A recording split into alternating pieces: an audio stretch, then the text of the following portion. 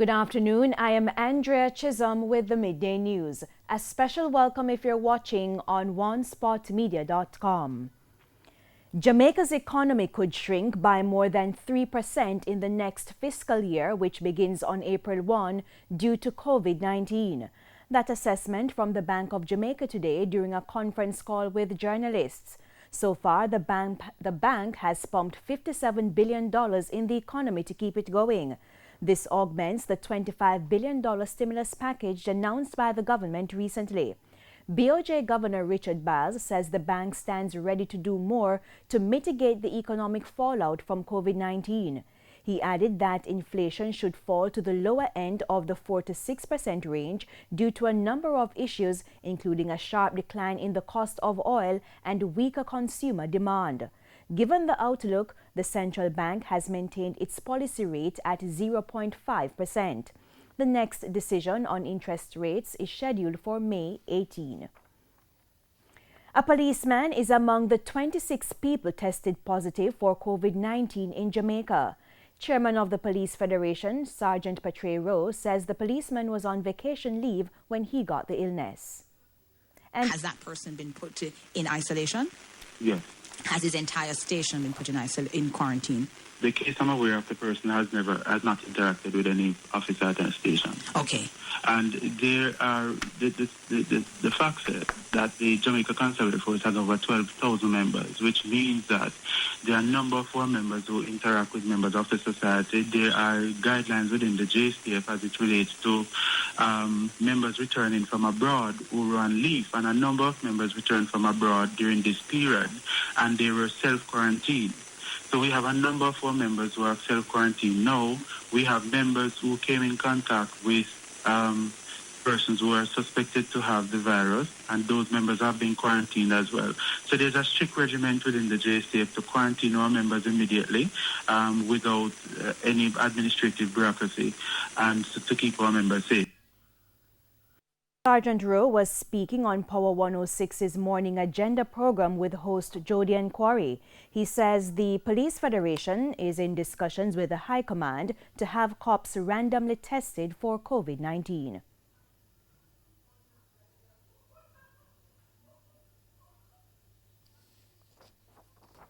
And a shift in the deployment of security personnel due to COVID-19 has led to a flare-up of murders and shootings in the St. Andrew South Police Division. Among other things, the security forces have been manning quarantine centers and communities, such as the Bull Bay area of St. Andrew. Police Commissioner Major General Anthony Anderson gave an update in an interview sent to our news center. It seems evident that our shifts of deployments and movements of personnel to cover the COVID-19 requirements in support of the Ministry of Health, particularly with respect to quarantines, whether community quarantines or quarantine sites where we have to provide a security presence, has created some gaps, and criminals have used those gaps to shoot and kill people, to carry out their reprisals and vendettas. He says the police will adjust their operations to fill the gaps in St. Andrew South. Though resources will be stretched, the lawmen will continue to support the health ministry. We've done a lot of operations in that regard. We've probably escorted some 300 persons across the country so that we can get them to facilities or onto planes and out of the country, or into quarantine coming in. In the meantime, with several restrictions in place to minimize the spread of COVID-19, the police also have a role to play. For example, social distancing should be observed and no more than 10 people at a time should be in a public space. Most people are cooperative. Most businesses, once they're told to close down, do.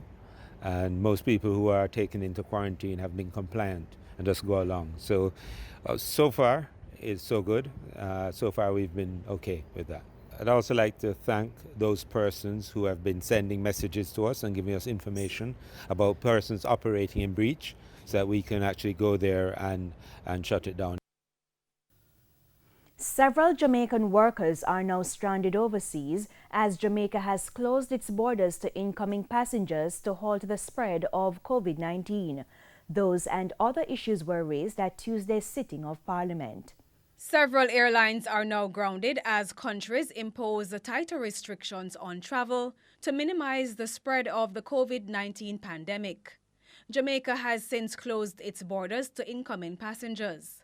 Some Jamaicans working overseas did not make it in time, leading to this concern from the parliamentary opposition. A small number of our hospitality workers were left behind. The order of the government spoke to persons returning within a certain time, but the information came this morning that we have approximately 27 workers who are left behind. And we are making the necessary arrangements to have them here as soon as possible. In the meantime, with over 400,000 COVID-19 cases worldwide, the global economy is feeling the effects. The International Monetary Fund says 80 countries have already contacted the agency for help. For Jamaica, it's an option on the table, but it's not needed yet. Finance Minister Dr. Nigel Clark explained the country's position. Certainly, the World Bank and IDB have made it clear that they stand ready to provide financing should Jamaica need it. And in addition, they stand ready to accelerate financing that's already approved for other areas and repurpose it for this support. Jamaica's position at this point in time is to be open to those possibilities, but at this point we are not in a position where we need to activate any of those sources. The government has outlined a stimulus package, including payouts to people who lose their jobs during this period to help cushion the economic impact of COVID-19. Kimone Witter reporting for TVJ News. An opposition MP is urging the government to quickly process COVID-19 projects linked to the Constituency Development Fund.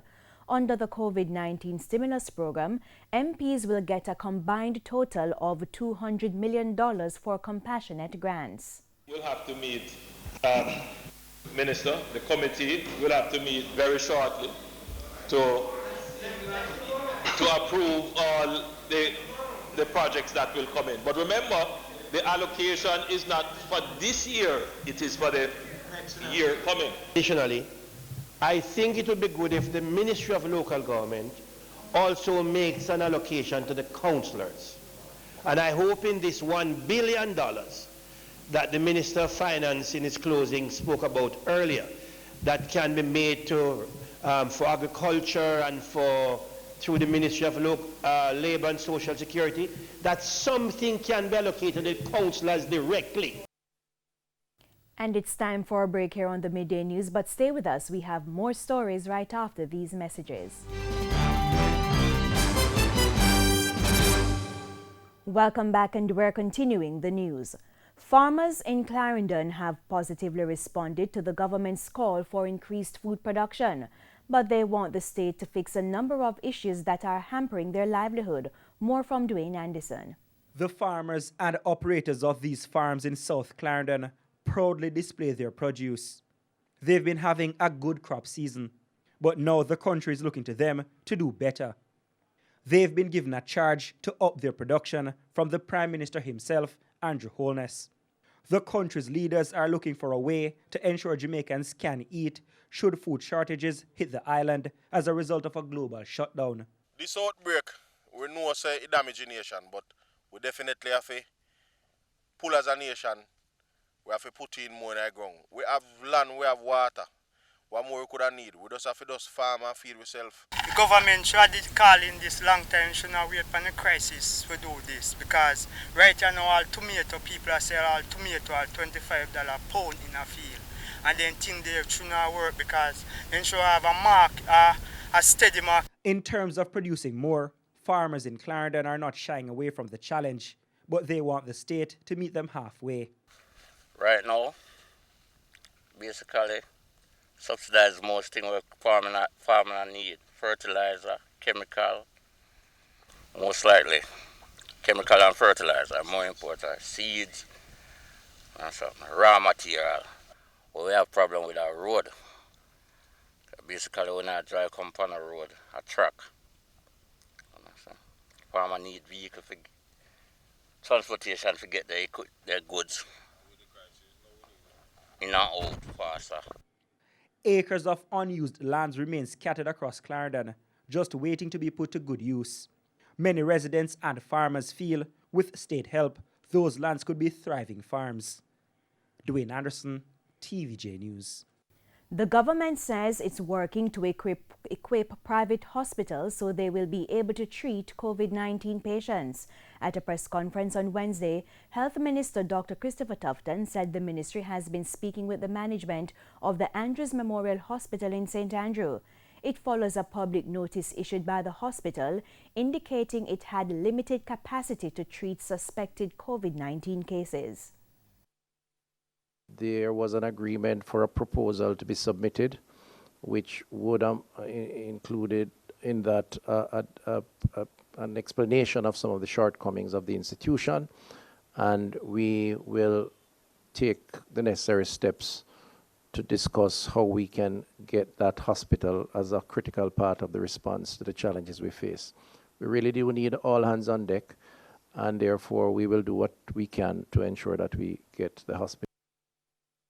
Medical Officer Dr. Jacqueline Bisesa McKenzie also gave an update on the number of ventilators.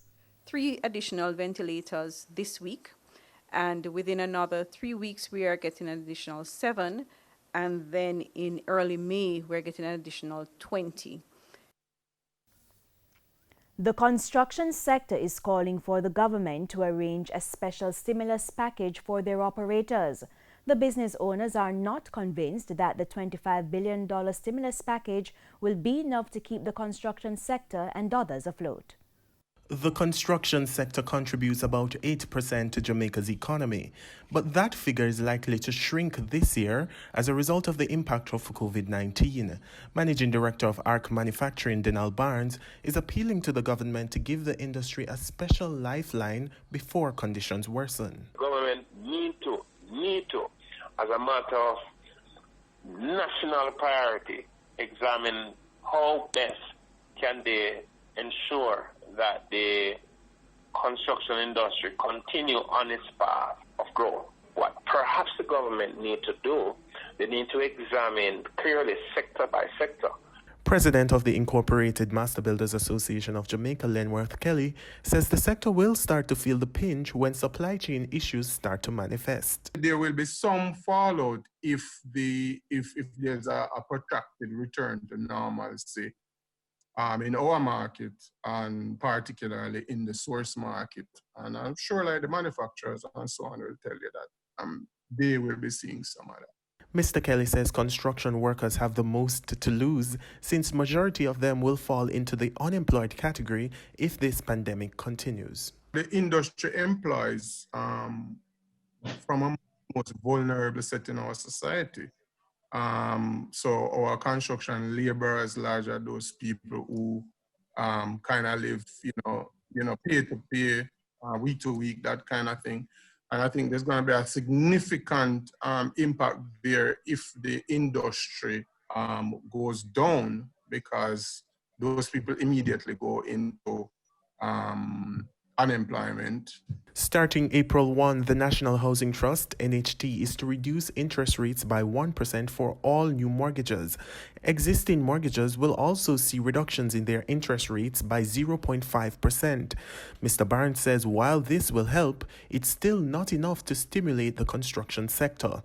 Andrew Lately, TVJ News. The Jamaica Environment Trust, JET, says COVID-19 has contributed to a reduction in air pollution. CEO of JET, Susan Stanley, says it's partially due to more persons working from home. That meeting that could have been an email or an e-meeting, that's an interview that, that we're doing right now, is now happening remotely. And, that really reduces our impact on the environment in terms of the energy consumption that's required for us to travel to work, and the associated emissions with that. Ms. Stanley was speaking on TVJ's Smile Jamaica program this morning. She adds that the increased emphasis on public health and sanitation are more positives for the crisis. Many town and city centers across the island, a cleanup, markets being closed temporarily, hosed off, sanitized, shut down, all the garbage being cleared. And of course, that's important not only for our health as Jamaicans, but also in terms of for the environment and the impact that all of these areas that had been turned into like mini dumps would have been having. Another positive, the world will now be able to pause and engage in a period of reflection. Hope that these massive shifts in human behavior, these are things that people thought could never happen. I know. Right. It just goes to show how these massive behavioral changes can actually happen when we're facing a crisis. But what we want to take from this is that we don't want to wait until there's a crisis again to react. And in sports, since the Tokyo Olympic Games has been postponed, international track and field commentator and analyst Ato Bolden says athletes should brace for a heavy track and field schedule in the next 4 years. The International Olympic Committee announced on Tuesday that the 2020 Games in Tokyo will now take place no later than the summer of 2021. But with the World Athletics Championships scheduled for the United States in 2021, organizers are now faced with the decision of delaying it to accommodate the Olympic Games. Bolden believes the international calendar will not return to normal at least for the next 5 years. It means that we may be in for 4 championship years in a row. We know that the Summer Olympics are going to be in 2021. I think they're going to push the World Championships over to 2022, which means that it then conflicts with the Commonwealth Games and the World Cup. And then we get back on sort of the regular schedule of 2023 World Championships and 2024 Olympics in Paris. So it is going to be unprecedented. There's never been an Olympics that's been held in a year that is not an even year. But this is what has to happen because there is no real alternative. And that's it for the Midday News. I'm Andrea Chisholm. Join us at 7 for the Primetime News Package. On behalf of the news, sports and production teams, good afternoon.